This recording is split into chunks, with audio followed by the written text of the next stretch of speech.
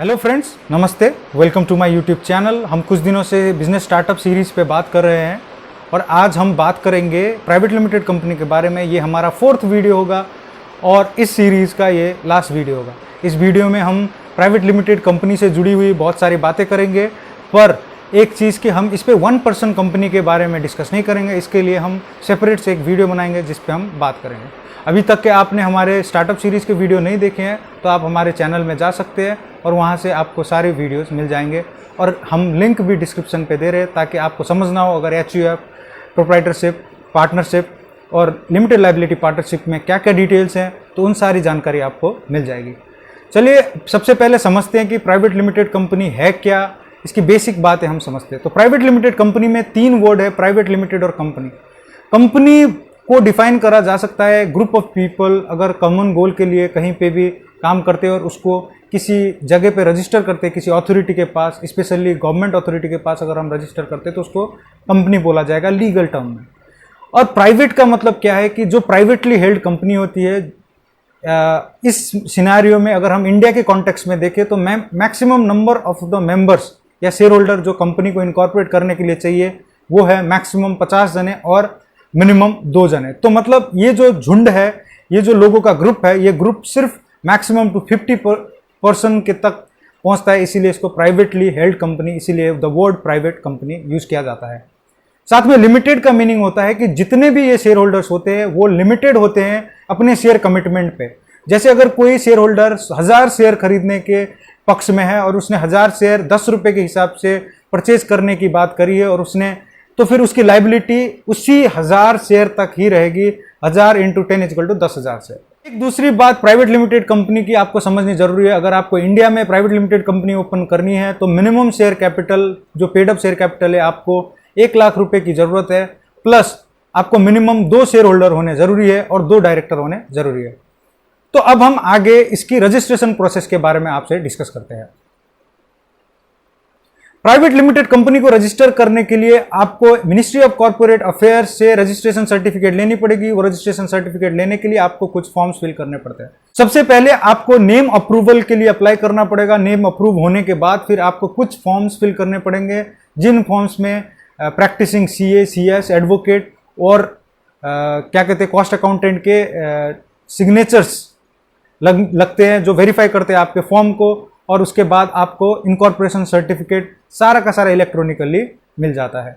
Ministry of corporate affairs ने अभी startup और प्राइवेट लिमिटेड कंपनी को जो भी क्या कहते हैं मोटिवेट करने के लिए एक वेब बेस्ड प्लेटफॉर्म निकाला हुआ है, जिसके थ्रू आप ना कि सिर्फ कंपनी इनकॉर्पोरेशन बल्कि डिन, tan number, GST number, EPF, ESI, professional tax, Maharashtra में है तो प्रोफेशनल टैक्स और बहुत सारे सर्विसेज, और bank account including bank account भी बहुत सारे सर्विसेज एक ही फॉर्म के थ्रू फाइल करने की एक सुविधा आप लोगों को दे रखी है।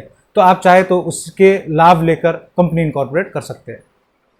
अब हम इसके कंप्लायंसेस के बारे में बात करते हैं। तो जो पहली अथॉरिटी है जिसमें आपको रिपोर्टिंग करनी जरूरी है वो है प्राइवेट लिमिटेड कंपनी के लिए मिनिस्ट्री ऑफ कॉर्पोरेट अफेयर्स। इसमें अगर हम बात करें तो बेसिक एनुअल रिटर्न्स की बात होती है। एनुअल रिटर्न्स के साथ हमें ऑडिट रिपोर्ट भी जाती है। जो भी आप मेजर डिसीजंस लेते हैं कंपनी के रिगार्डिंग, मैनेजरियल डिसीजन लेते हैं, उनके रिजोल्यूशंस पास करने पड़ते हैं और उन रिजोल्यूशंस को आपको मेंटेन करना पड़ता है सेपरेटली। आपके फिक्स एसेट की रजिस्टर्स की डिटेल मेंटेन करनी पड़ती है, बुक्स ऑफ अकाउंट मेंटेन करना पड़ता है, और बहुत सारे ऐसे ही रैंडम फॉर्म्स कभी कभी ministry of corporate affairs information मांग लेता है। जैसे अभी रिसेंटली एक्टिव फॉर्म का मांगा था, DIR, KYC मांगा है। तो ये सारे फॉर्म्स जो आते रहते हैं, उन फॉर्म्स को भी आपको बार बार फिल करने की आवश्यकता पड़ सकती है। तो मिनिस्ट्री ऑफ कॉर्पोरेट अफेयर्स के बाद हम बात करते हैं इनकम टैक्स की। इनकम टैक्स में आपको एक इनकम टैक्स रिटर्न तो मैंडेटरली फाइल करनी पड़ती ही है। साथ में जैसे ही टर्नओवर बेस पुराने हमारे जितने भी एंटिटीज है जिसमें हमने डिस्कस कर रखा था, उसी तरीके से अगर आपका टर्नओवर क्रॉस हो जाता है स्पेसिफाइड लिमिट, तो आपको क्या होगा, ऑडिट मैंडेटरी हो जाएगा। एक आपको बैकलैश है प्राइवेट लिमिटेड कंपनी में, जो हमें फायदा मिला था कहाँ, प्रोप्राइटरशिप में और पार्टनरशिप फॉर्म में, कि हमें प्रिजम्पटिव टैक्सेशन का बेनिफिट मिलता था, वो प्राइवेट लिमिटेड कंपनी में नहीं मिलता है। उसके बाद हम GST पे आते हैं। अगर आपका कंपनी GST एलिजिबल बन जाता है, एज पर टर्नओवर भी हो सकता है या कभी कभी मैंडेटरीली भी हो सकता है। तो अगर आप स्टार्टअप है और आपकी मैंडेटरी जीएसटी की रिटर्न जरूरी नहीं है, जीएसटी की रजिस्ट्रेशन लेनी जरूरी नहीं है, तो फिर वो टर्नओवर बेस्ड हो जाता है, जो हमने पिछले वीडियो में डिस्कस कर रखा है। तो टर्नओवर बेस्ड अगर आपको फुलफिल नहीं होता है तो स्टार्टिंग में आपको जीएसटी रजिस्ट्रेशन की जरूरत नहीं है, वरना टर्नओवर क्रॉस करने के बाद मंथली, क्वार्टरली और एनुअली जीएसटी रिटर्न्स आपको फाइल करनी पड़ेंगी। और 2 करोड़ रुपए से ज्यादा टर्नओवर होते ही आपको जीएसटी की ऑडिट फॉर्म 9C में आपको फाइल करना पड़ेगा, जो चार्टर्ड अकाउंटेंट के थ्रू जाएगा। अब हम इसके कॉमन एक मिथ्स है, जो 2-3 मिथ्स है, उसके बारे में डिस्कस करेंगे। सबसे पहला मिथ ये है कि स्टार्टअप इंडिया के लिए प्राइवेट लिमिटेड कंपनी ही जरूरी है, तो ये जरूरी नहीं है। साथ में एलएलपी की बात हमने लास्ट वीडियो में भी कर ली थी, तो एलएलपी से भी स्टार्टअप इंडिया में हम जा सकते हैं। दूसरा, मुझे बहुत सारा क्वेश्चन आता है, ये शेयर होल्डर और डायरेक्टर का समीकरण बताइए। ये सच्चाई है कि एक कंपनी को इनकॉर्पोरेट करने के लिए, प्राइवेट लिमिटेड कंपनी को इनकॉर्पोरेट करने के लिए 2 शेयर होल्डर मिनिमम होने चाहिए और 2 डायरेक्टर मिनिमम होने चाहिए। अब पॉइंट ये पूछते हैं मुझे कि क्या वो शेयर होल्डर बनते ही डायरेक्टर बन जाते हैं, या फिर वो जो डायरेक्टर है उनको शेयर होल्डर होना चाहिए। ये जो क्वेश्चन है, मुझे बहुत सारे क्वेश्चंस पूछे गए, तो उसका मैं आज आपको आंसर बता देता हूं कि ये नेसेसरी नहीं है कि जो डायरेक्टर है उन्हीं को शेयर होल्डर होना जरूरी है। 2 डायरेक्टर चाहिए, 2 शेयर होल्डर चाहिए, तो ये चारों लोग अलग अलग हो सकते हैं, उसमें कोई दिक्कत नहीं है। डायरेक्टर के लिए डिस्क्वालिफिकेशन की कुछ लिस्ट दे रखी है, अगर वो डिस्क्वालिफाइड नहीं है तो वो पर्सन डायरेक्टर बन सकता है कंपनी का। और शेयर होल्डर अलग चीज है, जो ऑनर ऑफ द मालिक है, और यहाँ पे जो बोर्ड ऑफ डायरेक्टर या डायरेक्टर्स होते हैं वो मैनेजमेंट ऑफ द कंपनी है, तो कंपनी को रिप्रेजेंट करते हैं। तो आपको ये बात ध्यान देनी पड़ेगी कि कोई डायरेक्टर सिर्फ 1% शेयर होल्डर का या 0 शेयर का भी मालिक हो सकता है, और कोई शेयर होल्डर 90% शेयर होल्डर होके भी डायरेक्टर ना हो सकता है। मतलब ये जरूरी नहीं है कि वो डायरेक्टर होगा ही। तो ये सारी चीजें आपको समझनी पड़ेगी, ये जरूरी नहीं है कि दोनों मिसमैच हो। अब हम प्राइवेट लिमिटेड कंपनीज की कुछ लिमिटेशंस की बात करते हैं। जो इसकी कंप्लायंस कॉस्ट हो गई, आपको मैंने इतने सारे कंप्लायंस गिनाए, वो कॉस्ट हाई हो जाती है। आपको चार्टर्ड अकाउंटेंट फ्रॉम डे 1 आपको हायर करने की जरूरत है, क्योंकि उनसे ऑडिट रिपोर्ट आपकी साइन होगी। आपको बुक्स ऑफ अकाउंट मेंटेन करनी पड़ेगी, आपको बाकी सारे डिटेल्स जो मैंने आपको बताया, फिक्स एसेट रजिस्टर, ये सारी चीजें आपको मेंटेन करनी पड़ती है। इसका कॉस्ट आता है, तो ये थोड़ा सा बाकी एंटिटीज से कॉस्टली है।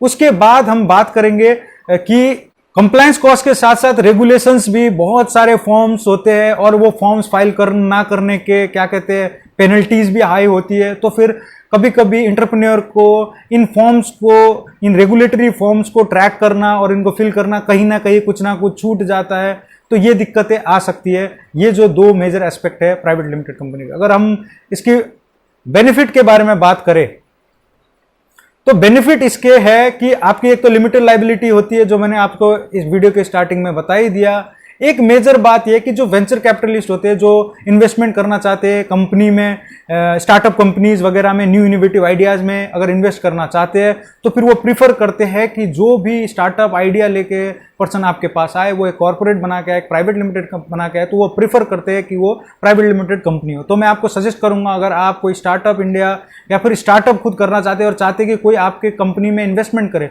तो मैं आपको सजेस्ट करूंगा कि आप इस पे प्राइवेट लिमिटेड कंपनी बनाना आपके लिए ज़्यादा उपयुक्त रहेगा, क्योंकि कंफर्टेबल होते हैं venture capital investors private limited company में। जो कंप्लायंसेस होते हैं, वो कंप्लायंसेस के नेगेटिव एस्पेक्ट तो है कि हमें कंप्लायंस बहुत सारा करना पड़ता है, पर इसका पॉजिटिव एस्पेक्ट भी ये है कि हमारे जो बुक्स ऑफ अकाउंट हो गए, सारे जितने भी डिटेल्स हमें मेंटेन करने पड़ते हैं, वो जनरली अप टू डेट होते हैं, क्योंकि हमें उसको गवर्नमेंट के यहाँ रेगुलेट करना पड़ता है, देना पड़ता है, तो वो मोर रिलायबल होता है। अगर कोई फॉरेन पर्सन या आपको कभी कंपनी बेचने की जरूरत पड़े या फिर कुछ भी इन्वेस्टमेंट की जरूरत पड़े, तो जो डॉक्यूमेंटेशन है वो डॉक्यूमेंटेशन ही सफिशिएंट हो जाते हैं जनरली टू रिलाई अपॉन कि हाँ ये सारी चीजें एमसीए में गई हुई है, ये इनकम टैक्स में गई है, जीएसटी में गई हुई है, ये रेगुलेटेड सेक्टर है। तो रेगुलेटेड सेक्टर में क्या होता है कि पता चल जाता है कि ठीक है भाई, ये सारी चीजें कोई दिक्कत नहीं है, इसका दिख रहा है, सब कुछ दिख रहा है, ऐसे फीलिंग आती है। तो कंपनी यहाँ पे बेनिफिट में रहती है, ये कंप्लायंस इसका बेनिफिट कंपनी को पड़ता है। प्राइवेट लिमिटेड कंपनी में एक दूसरा फायदा आपको मिलेगा कि जो शेयर होते हैं इसके डिस्टिंक्टिव होते हैं, आप काउंट कर सकते हैं। तो सिंस ये जो डिस्टिंक्टिव नेचर ऑफ शेयर है और इसकी जो स्ट्रक्चर है वो ऐसी होती है कि आप इसके शेयर्स को आराम से ट्रांसफर कर सकते हैं। कंपनी की लाइफ जो होती है परपेचुटी तक माना जाता है कि ये जिंदगी भर चलती रहेगी, आदमी मर जाएगा पर कंपनी चलती रहती है। आप रिलायंस का एग्जांपल लीजिए, धीरू भाई अंबानी से शुरू होकर अभी उनके बेटे अब पोते तक भी आ रहा है। मतलब कंपनी जो होती है वो परपेचुटी तक, मतलब जीवन भर गोइंग कंसर्न चलता रहेगा, ये एस्पेक्ट के साथ कंपनी चला जाता है। तो ये आइडिया आपको फायदा करता है कि कंपनी में कंटिन्यूटी में दिक्कत नहीं आएगी। अगर किसी डायरेक्टर, किसी शेयर होल्डर को कुछ हो जाता है तो फिर आप बैकअप किसी और डायरेक्टर को या शेयर होल्डर को लाके, कॉम्पिटेंट पर्सन को लाके कंपनी को आगे बढ़ा सकते हैं। एक और चीज है कि कॉर्पोरेट्स के लिए अभी टैक्स बेनिफिट बहुत अच्छा खासा मिल रहा है। भले ही यहाँ पे मैट प्रोविजन भी आया हुआ है, पर मैट प्रोविजन का भी रेट कम कर दिया गया। उसके बाद टैक्स रेट में भी अभी मैडम फाइनेंस मिनिस्टर ने अच्छा खासा टैक्स रेट कम कर दिया है। मैन्युफैक्चरिंग नए कंपनीज के लिए तो टैक्स रेट 18% कर दिया है, और ऊपर से मतलब अप्रोक्स 18% की बात कर रहा हूँ मैं। और उसके बाद कुछ और जो नॉर्मल कंपनीज है उनकी भी टैक्स रेट 25-26% के अराउंड आपको एक अप्रोक्सीमेट फिगर पे मिल जाएगा। तो ये जो टैक्स रेट है, इन सारे टैक्स रेट की कमी के कारण भी अब प्राइवेट लिमिटेड कंपनी और बेनिफिशियल नजर आ रही है। देखिए, बातें सिंपल है कि हम जैसे जैसे हमने कैटेगरी पे ऊपर आते गए, हमें कंप्लायंसेस बढ़ती गई, पर उसके साइड में बहुत सारे बेनिफिट्स भी मिले। यहाँ पे ऑनर की भी, गवर्नमेंट की भी, और सामने जो भी थर्ड पार्टी के साथ आप डील कर रहे हैं उनकी भी सेफ्टी और सिक्योरिटी की बात को मद्देनजर रखते हुए चीज़ों को आगे बढ़ाया गया है। तो आप सोचिए कि इतनी सारे तीनों चारों वीडियो देखने के बाद आप एक मंथन करिए कि आपके लिए कौन सी कैटेगरी बेस्ट होनी चाहिए। आप उस कैटेगरी में जाइए और अपनी कंपनी को इनकॉर्पोरेट करिए। मैं आपको भविष्य के लिए, फ्यूचर के लिए बहुत बहुत क्या कहते शुभकामनाएं देना चाहता हूं, गुड विशेष देना चाहता हूं कि आप फले फूले और अच्छा व्यापार करें, बिजनेस करें, अच्छा पैसा बनाएं। और हमारी ये सीरीज़ आपके लिए फ़ायदेमंद रही होगी, मैं ये अपेक्षा रखता हूं। प्लस आपके सलाह सुझाव की भी अपेक्षा रखता हूं। और आप लोगों को ये वीडियो देखने के लिए बहुत बहुत धन्यवाद देता हूं। आशा करते हैं आपसे फिर मुलाकात होगी। नमस्ते।